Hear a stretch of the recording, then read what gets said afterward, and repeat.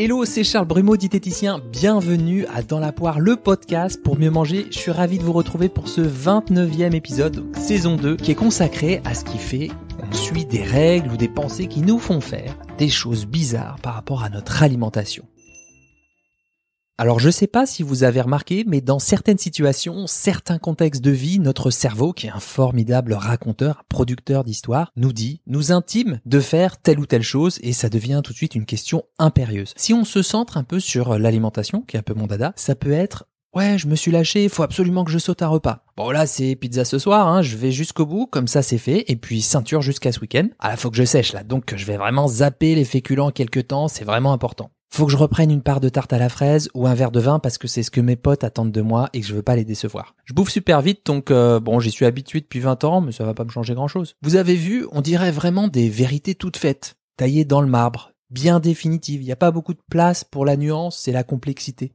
On a vraiment l'impression d'être certain de ce qu'on dit, que ses pensées sont la vérité. Alors ce qu'on est tenté de faire, c'est justement de faire exactement ce qu'il dit, notre petit cerveau d'amour. Et ce faisant, j'ai envie de dire même chemin faisant, pampan, on se retrouve un peu comme un lapin dans les phares d'une voiture, on se laisse pas beaucoup de choix. Ça me fait penser aux réactions de survie, là, les fameux 3 F, freeze, fly or fight, faire le mort, s'enfuir ou combattre. Et ces réactions, elles sont plutôt utiles quand vous devez combattre un feu ou fuir un animal qui vous poursuit, peut-être un tout petit peu moins quand il s'agit de bien réguler votre hygiène de vie. On est donc happé par nos pensées qui nous disent de faire des trucs plus ou moins cool. Ce que je vous invite à faire, à entraîner comme capacité, c'est de ralentir, observer, choisir. Ralentir, observer, choisir, c'est une expression qui est souvent utilisée en thérapie de l'acceptation et de l'engagement. ACT en anglais, Acceptance and Commitment Therapy, while again, Beast to Fly. Développer l'habilité à ralentir. C'est je m'apprête à manger, je ralentis. Au lieu de laisser le réflexe, les habitudes ou les pensées gouverner votre vie à toute vitesse, on essaie de ralentir un peu. Si on a l'habitude de manger vite, on peut reposer, lâcher sa fourchette par exemple. Si on avait décidé d'aller au bout de cette pizza, pour reprendre ces exemples, on peut faire une pause à la moitié ou aux 3/4, peut-être boire une gorgée de ce qu'on veut, ralentir quoi. Décider peut-être de servir les autres de cette tarte aux fraises avant de décider pour soi-même. Ensuite observer ce qui se passe. Tiens, je mange vite, là je suis vraiment en mode impulsif. Et chaque fois que vous avez envie de vous nourrir, observez quelle est la part de faim. Si c'est pas la faim, comment vous sentez-vous d'un point de vue émotionnel ? Vous pouvez nommer cette émotion si vous y arrivez, coter son intensité peut-être de 1 à 10, l'observer dans votre corps sans opposer de résistance et voir si vous pouvez noter votre impulsivité, votre niveau d'impulsivité de 0 à 10. Je reprends un peu les exemples que je vous ai dit en début d'épisode. Si vous avez décidé de sauter un repas, tiens, est-ce que sauter un repas, qu'est-ce que ça va faire concrètement ? Si j'ai vraiment trop mangé au repas précédent, après tout, ça se tient, peut-être que je remangerai quand j'aurai faim. Même chose si vous avez décidé de zapper les féculents, observez ce que cette pensée produit chez vous. Est-ce que c'est du soulagement, de l'espoir ?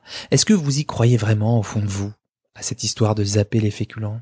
Mais vraiment, genre au fond de vous, est-ce que vous y croyez vraiment ? Est-ce que ces choix-là, est-ce qu'ils vous éloignent ou est-ce qu'ils vous rapprochent de ce qui compte vraiment pour vous ? Ce qui est important pour vous, au sens d'une vie qui vaudrait vraiment la peine d'être vécue, ce qui me rapproche même de la personne que j'aimerais incarner. Bien sûr, quand on est pris en tenaille dans les objectifs de poids, vous allez me dire, mais ce qui est important pour moi, c'est de maigrir. Je vous invite d'ailleurs à regarder ma petite vidéo sur ce que les régimes vous font faire. J'avais pris un cas pratique avec une patiente qui s'appelle Carole, qui est originaire de Nice. Allez sur mon Instagram dans la vidéo IGTV. Je pense que vous allez passer un bon moment. Ouais, donc ok, sur ces objectifs de maigrir, j'entends bien, j'imagine que c'est pas facile de faire la différence quand on a des objectifs clairs et nets. Ce qui est important, c'est vraiment de retrouver des objectifs larges, inatteignables, des sortes de boussoles. Ça peut être par exemple prendre soin de moi, prendre vraiment soin de moi. Derrière ça peut être me sentir bien dans mes vêtements, dans mes baskets. Parce que si on y réfléchit bien, la focale d'attention, elle est quand même vachement petite quand il s'agit d'atteindre un chiffre sur la balance. C'est ni bien ni mal, c'est juste que c'est super petit comme grille de lecture. Et pour faire passer des comportements vertueux qui vous nourrissent vraiment dans une toute petite grille de lecture, c'est un peu comme si on essayait de faire rentrer un carré dans un rond, ça marche pas super bien. Ok, on a vu ralentir, observer, maintenant choisir. J'ai même envie de dire rechoisir, réorienter ce qu'on avait choisi au départ pour le mettre en tension, pour questionner si ces choix, ils nous vont si bien que ça ou pas. Par exemple, si on mange vite, se donner 5 minutes de pause pour aller boire un verre, petit temps de pause, comme ça on réévalue son envie de manger ou sa faim, et on peut tout à fait décider de continuer à manger cette pizza si c'est le bon choix pour nous, de nous arrêter ou alors de faire une autre activité si c'est beaucoup mieux pour nous, là tout de suite. Même chose pour cette histoire de zapper les féculents, là je pense que vous êtes presque toutes et tous comme ça quand vous cherchez à perdre du poids, c'est comme ça, c'est un réflexe bien connu. Bien aujourd'hui, et bien souvent, ça marche court terme. Donc c'est un renforçateur. Et donc c'est parfaitement logique pour vous d'avoir la pensée de tenter ce truc-là, le zappage de féculents. Mais en ralentissant, en observant, on cesse aussi la possibilité de choisir et de voir vraiment ce qu'on en pense de cette histoire de féculents. Est-ce qu'on a déjà essayé? Est-ce que ça marche long terme? Est-ce que c'est tenable dans le temps? Est-ce que socialement c'est vraiment ok pour moi, quoi?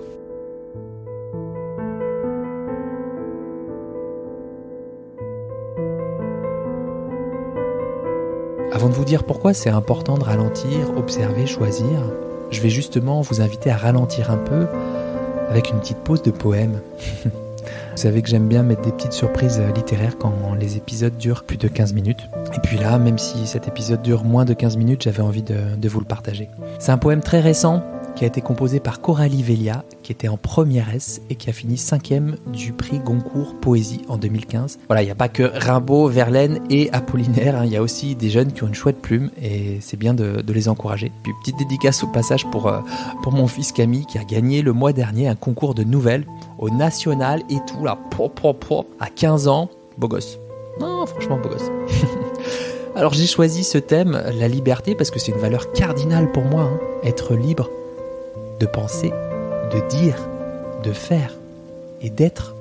Je crois que c'est une des valeurs motrices qui compte énormément pour moi, c'est vraiment mon moteur de vie. Je l'ai choisi aussi bien sûr parce qu'on en a singulièrement manqué depuis 1 an et demi, vous le savez toutes et tous. Je pense aussi bien sûr en ce moment au journaliste Roman Protasevich qui fut arrêté il y a peu par un détournement d'avion européen, un détournement lamentable, par des sbires peu soucieux de la liberté. Puis j'ai aussi une pensée pour celles et ceux qui sont privés de liberté, soit par des vampires de vie et d'énergie, soit par eux-mêmes puisque nous sommes aussi les artisans de nos propres prisons mais aussi de nos propres ailes.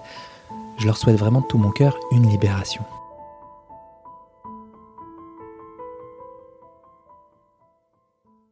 Ce poème s'intitule « Les saisons de la liberté ». La liberté, c'est rendre sa splendeur à décembre, où l'esprit somnolent admire tellement une blanche poudreuse, nous rendre amoureuses. La liberté, c'est découvrir et regarder les enfants rire, tandis que le vent emporte lentement les souvenirs passés et les feuilles orangées. La liberté, c'est l'espoir de laisser s'éteindre le noir et de voir s'illuminer l'été tout entier qui réchauffe nos cœurs d'une sublime lueur. La liberté, c'est aimer, sans aucune conformité, les bourgeons qui fleurissent, les âmes qui rajeunissent, et admirer la nature qui toujours perdure. La liberté, c'est rêver et rencontrer, puis rencontrer et rentrer. Mais revenir pour réunir et enfin réparer et réussir. La liberté, c'est les saisons, une vie, des actions qu'il faut apprécier à l'infini. Voilà, ils ont de la plume ces jeunes quand même. Vous voyez comme c'est beau quand même. Regardez les enfants rire, laisser s'éteindre le noir, voir s'illuminer l'été tout entier. Et la liberté, c'est aimer. Et je l'ai choisi aussi, ce poème, parce qu'il parle d'action. D'action à apprécier à l'infini. Ça fait vraiment le lien avec la fin de cet épisode. La liberté, l'action, le choix. Justement, le fait de ralentir, observer, choisir, ça laisse un espace pour le doute. Et comme disait le neuropsychiatre Boris Cyrulnik, le doute est le premier pas vers la liberté parce qu'il applique un choix. C'est ça, au fond, ce que permet le rock, là, le ralentir, observer, choisir. Ça permet de se dire, ok, j'agis comme ça, je mange sur tel mode, je mange ou je supprime tel aliment parce que ça me paraît logique dans mon référentiel, mais est-ce que c'est vraiment fonctionnel? Fonctionnel, ça veut dire, est-ce que ça marche vraiment, quoi? Par exemple, la personne, elle se dit, aujourd'hui, je vais pas craquer. On peut se dire que c'est logique dans sa manière de voir les choses, mais dans la vraie vie, quand elle rentre à 17h et qu'elle mange sur un mode impulsif presque chaque jour en rentrant du boulot, on est d'accord pour dire que le « je craque pas », il marche pas trop en fait. Et quand on laisse la possibilité de choisir à un individu, il va faire ce qui lui convient le mieux. Or, l'inflexibilité, la persistance dans des comportements de survie, nous prive justement de la possibilité de choisir. C'est le mental qui choisit à notre place. Donc la question c'est, est-ce que vous avez l'impression que vous subissez ou que vous choisissez vraiment ? Ouais, j'ai pas le choix, c'est compliqué, je suis tellement habitué, ça fait 20 ans que je fais ces choix-là et tout. Nous, ce qui nous intéresse, c'est justement de retrouver la liberté d'avoir du choix. La finalité, c'est rechoisir. Le mental, il réduit nos choix. Donc là, c'est pas un problème si la personne ne mange pas de chocolat, c'est un problème si elle ne choisit pas. Donc là, l'idée, c'est de réélargir cette capacité au regard d'une vie qui a du sens. Donc pour creuser un peu, aller vers les solutions, on va s'entraîner à repérer les conséquences quand on est happé par nos pensées, un peu comme ces petits poissons qui seraient happés par l'hameçon. Plus ils se débattent, plus ça leur fait mal. Et je vais plus loin, dans les conséquences que ces pensées occasionnent dans notre vie, on va s'entraîner à discerner celles qui ont des conséquences cool de celles qui ont des conséquences assez merdiques dans notre vie. Pour ça, il y a des indices. Quand ça tourne en boucle, quand ce sont toujours les mêmes histoires qu'on ressasse, quand c'est le toujours, quand c'est le jamais, quand plus c'est présent dans ma tête, plus je me sens fatigué, quand tout devient très compliqué, quand ces pensées elles impactent votre corps, quand vous le sentez dans votre posture, dans votre visage qui se contracte, dans votre cœur qui se serre, dans vos muscles qui se raidissent. On peut aussi se dire que notre cerveau produit des pensées comme un pommier produirait des pommes. Ça, c'est une métaphore bien connue des comportementalistes que j'emprunte à Jean-Christophe Seznec, j'espère qu'il m'en faudra pas. Si on ramasse une pomme, il y a deux types de pommes. Il y a les mauvaises, mauvais goût, mauvais aspect, puis il y a les super bonnes. Et puis peut-être, un troisième type de pommes, elles ont l'air pas mal et tout, mais en fait, quand on les croque, elles sont pas terribles, ou elles ont un deuxième goût pas terrible. Les pensées, peut-être c'est un peu comme ça. Par exemple, cette pensée, elle a l'air tout à fait logique, donc elle a un bon aspect, cette pomme, cette pensée. Puis en même temps, quand vous croquez dans cette pomme ou cette pensée, quel goût elle a ? Elle a un goût pourri ou elle a un goût plutôt bon ? C'est probable qu'elle a un goût assez pourri. Et peut-être qu'on pourrait s'intéresser à des pommes qui sont situées pas trop loin, qui ont l'air assez nourrissantes et qui ont peut-être un meilleur goût. Est-ce que ces pommes pourries, elles diminuent ou elles augmentent votre capacité à prendre soin de vous ? Si vous deviez comparer ces pensées à ces pommes, est-ce que ça vous éloigne de comportements pour prendre soin de vous ? Vous voyez que notre mental, il nous produit pas mal de pensées pourries, un peu comme un petit dictateur qui nous imposerait un truc, un petit dictateur intérieur. Je vous ai déjà parlé du petit diététicien intérieur. Le dictateur, il pense qu'il fait vraiment du bien pour son peuple, il pense sincèrement que c'est la bonne solution, quoi. C'est un peu comme cette part de nous qui s'active en pensant nous faire du bien. Je terminerai par vous suggérer des pensées plus fonctionnelles, c'est-à-dire des pensées qui aident à remettre les choses dans le bon sens. Je vous invite à y repenser quand une situation alimentaire se répète souvent dans votre vie, qu'elle produit des conséquences vraiment pas terribles pour vous. Par exemple, qu'est-ce qui serait utile d'entendre ou de faire pour accomplir ce petit pas ? Qu'est-ce que vous aimeriez entendre d'un ami bienveillant, mais vraiment bienveillant au sens de quelqu'un qui veille au bien de vous, dans le cœur de son cœur ? Qu'est-ce que vous aimeriez entendre de sa part ? En quoi ça aurait du sens pour vous ? En quoi ça serait important pour vous de faire ce petit pas ? En quoi ça serait différent pour vous de ne plus vous faire avoir par cette pensée ? Si ces pensées bien reloues, elles étaient inscrites sur une feuille de papier et que vous l'aviez à 2 cm de votre visage, là, vous représentez cette feuille, là, cette grande feuille A4, à 2 cm de votre visage, vous verriez bien que c'est un peu plus compliqué de vivre comme ça. Que pourriez-vous faire de différent si ces pensées, là, cette feuille A4, elles pouvaient s'éloigner un peu de votre visage ? Maintenant, je vous invite aussi à refermer les yeux, intérieurement, se formuler la pensée qu'on peut avoir quand on prend soin de nous. Tiens, ça me ferait vraiment du bien de prendre l'air. Tiens, ça me ferait vraiment du bien d'aller marcher 1 heure. Ça me ferait vraiment du bien de dormir 1 heure de plus. Ça me ferait vraiment du bien d'avoir une assiette mais super colorée devant moi. Voilà, vous remarquerez que je cherche pas à supprimer vos pensées parce que c'est impossible. On passe notre vie à vouloir les éviter. On passe notre vie à lutter contre des pensées dont certaines qui nous pourrissent la vie. On y met même vraiment beaucoup d'énergie. Je pense qu'à la fin de notre vie, on regrette presque tous et toutes le mouron, mais le tourment qu'on s'est fait dans notre tête toute notre vie, tout le temps passé à s'épuiser. On verra bien ce que ça donnera. Voilà, je cherche pas à supprimer les pensées, mais bien à observer la manière dont on interagit avec, afin de mettre en tension ce que ces pensées nous font faire, et de choisir, ou non, d'ailleurs, c'est vous qui choisissez, de réélargir la focale, de voir où l'on porte notre attention, et de discerner si ce qu'on fait, ça nous rapproche, ou ça nous éloigne de ce qui compte vraiment pour nous. En d'autres termes, plus c'est urgent, moins c'est urgent. Voilà, il y avait encore beaucoup de choses à dire sur la question du ralentir, observer, choisir. J'espère que ça vous aura parlé.